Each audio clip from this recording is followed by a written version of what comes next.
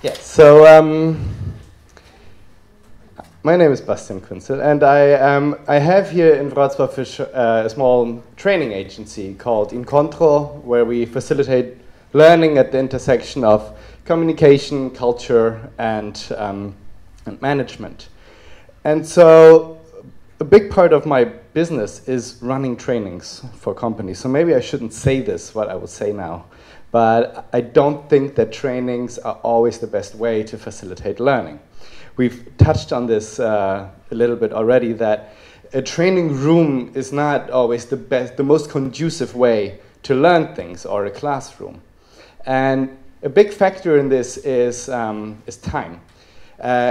Particularly what I mean with that is that knowledge has a half-life. You know, like radioactive materials, after a certain period of time, only half of it is left. The same is true with knowledge, is that after a certain period of time, what we know in a certain field is just simply not applicable anymore. It's not valid anymore. For example, in computer science, in 2002, the half-life of computer science was 2.5 years. That was 2002. Imagine what it is now. It's probably shorter, and the same is true with a lot of other disciplines, is that what we used to know, or what we learn at university, after a certain period of time, is just simply not valid anymore. No one thinks that anymore.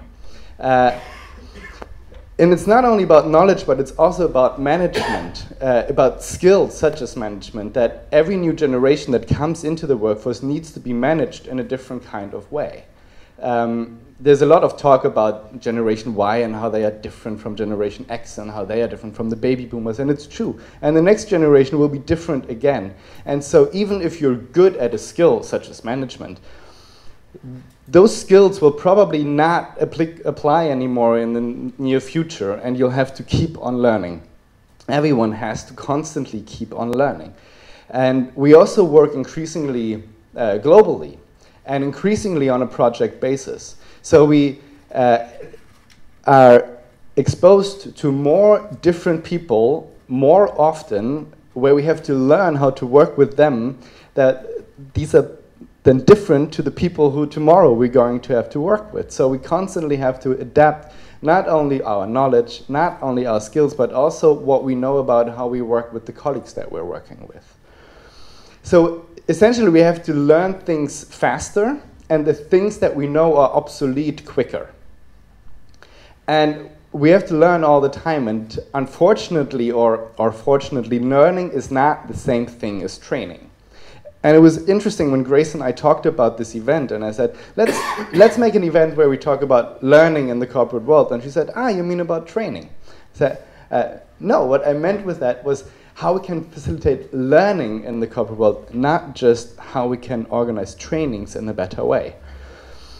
And even if trainings are designed, and they should be, are designed in a way that they apply concretely to very concrete needs of a certain group of people to help them solve problems, there's always going to be that gap between the training room and the actual place where that learning needs to be applied. When I do an intercultural training, for example, with a group of people, I am not then there with them in those difficult meetings where they have to apply that learning and use all those skills and apply all that knowledge that we talked about in the training room. There's always going to be that gap between the training room and the reality where it needs to be applied. And that's with good trainings. And I'm sure, and everyone here has sat in trainings where there was absolutely no connection between what happened in the training room and then the reality of where they were supposed to use that knowledge. And there's actually been a lot of research since the 60s about where we learn and how much we learn there. It was started in the 1960s by an organization called the Center for Creative Leadership, and it has been continuously conducted since then. And it says that 70% of what we learn, we actually learn at work, meaning that we're just doing what we are supposed to be doing, and while we are doing it, we learn. And this is where we learn 70% of the things that help us be successful at work. 20% we learn from other people, primarily from our bosses, right? And only 10% We learn in formal learning environments, so formal training courses, formal settings, e-learning, everywhere where learning is the thing that everyone is supposed to be doing at that moment, right? What's interesting is that most of the learning and development efforts and most of the learning and development budgets are allocated to those 10%. And only a small proportion of the thinking that goes into how we can facilitate learning in organizations is allocated to those 90%. And a big reason for that is control and measurability. You can control the quality of training and of learning that happens in a training room, and you can measure the amount of hours that people spend in certain trainings on certain subjects. And that's very useful in order to be able to manage that. But it's not where most of the training, not where most of the learning actually takes place. That mostly takes place actually at work and in interaction with other people. But also increasingly this at work is social, because we are working more and more not just somewhere alone locked off in our office or at our workbench, but we are working in offices where we're constantly surrounded by people, right? We work more and more socially, and we learn in that way all the time. We observe the people around us and how they are to us and how they are with each other. And through this process of observation, we learn what it means to be successful in that company and what it means to not be successful. We learn what gets rewarded and we learn what gets punished. We learn what people focus on and we learn what people ignore. And through that we get good, and through that we become successful in that environment, right? We learn socially, and increasingly more so. And through this social form of learning, that effectively means that we're learning through feedback. And what I mean with that is not formal feedback, where you have one person that knows more and another person that knows a little less, and the person that knows more tells the person that knows less about what was good and what was not so good. You have that a lot in performance appraisals or 360-degree feedback sessions. This is not necessarily what I mean with feedback, because in these settings there's always a big aspect of evaluation in there. And that essentially means that there's value that is placed on something, value that is placed on a product of work, value that is placed on how someone behaves, how someone is, right? And we don't learn so well through evaluations. To give you an example, if someone of you comes after this presentation to me and said, I really liked your presentation, right? That's an evaluation, that someone says this was good. Right? And I'd be very happy because it's a nice thing to say, but I wouldn't learn that much from it, because maybe that person likes crappy presentations, right? And then it's actually not such a nice thing to hear, right? But if the person were to come to me and would share with me their perception of something that I did, give me feedback in the truest sense of the ideal of feedback, that would mean that that person would say, you know, in your presentation, you played this video, and it made it really difficult for me to concentrate on what you were talking about, and so I didn't quite get that aspect of your presentation. But the video was nice, right? That would give me an insight into the other person's experience of what I did, and then I can make a decision based on that if I want to continue doing that or not, right? Feedback is about me learning something that I don't know about me, but that the other person knows about me. Because there are things that we know about ourselves and that other people know about us. So there are certain things that you know about me that I also know about me, right? You know that maybe English is not my first language. You know that, I know that, and if you come after the presentation to me and say, you know, you made some grammatical mistakes in your English, this is something that I'll probably already know, and I won't learn that much from that. There are many things that I know about myself that you don't know about me, because we don't know each other that well yet, right? But there are also things that you know about me that I do not know about me, and this is what feedback is. And this is where I can actually learn a great deal. So if you come and tell me something about me that happened in you because of something that I did, I can learn from it. If you tell me you know what, you speak a little too fast for me and I had difficulties understanding what you're saying. This is something that you tell me about me that I don't know about myself, but you know that about me because it's happening in your brain and I can learn from that a great deal. In the ideal case of feedback, what happens in my brain is that I accumulate the different perceptions that people have about something that I did. May that be a work product that I did, may that be how I behaved in a meeting, may that be how I made a presentation.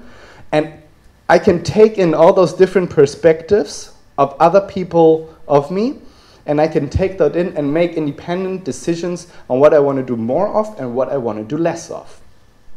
And that is really, really powerful learning. Turns out, we approach feedback very differently interculturally. Colleagues of mine from a consultancy called Intercultures made some very interesting research about that. Now what they found is that feedback is different interculturally on what we give feedback for, the purpose of us giving feedback. Do we give feedback to someone for the good of the company? Or do we give feedback for someone to benefit that person privately, individually? Do we give feedback to correct bad behavior, or do we give feedback to accelerate positive behavior? Depending on how you approach that feedback, it's different how you're going to enter into a feedback conversation. We give feedback differently depending on our preferences where we give feedback. Do we prefer to give feedback individually? Do we prefer to give it collectively in a team setting? What we give feedback on is different as well. Do we prefer to give feedback on just on work-related issues, or do we prefer to give feedback on more personality issues? Do we prefer to give feedback on things that can be changed very quickly, or do we prefer to give feedback on things that are more long-lasting personality traits? And then finally, how we give feedback is different too. Some people prefer to give feedback very explicitly, some implicitly. Some prefer to receive it in a face-to-face setting, some prefer to receive it, for example, through media, through emails.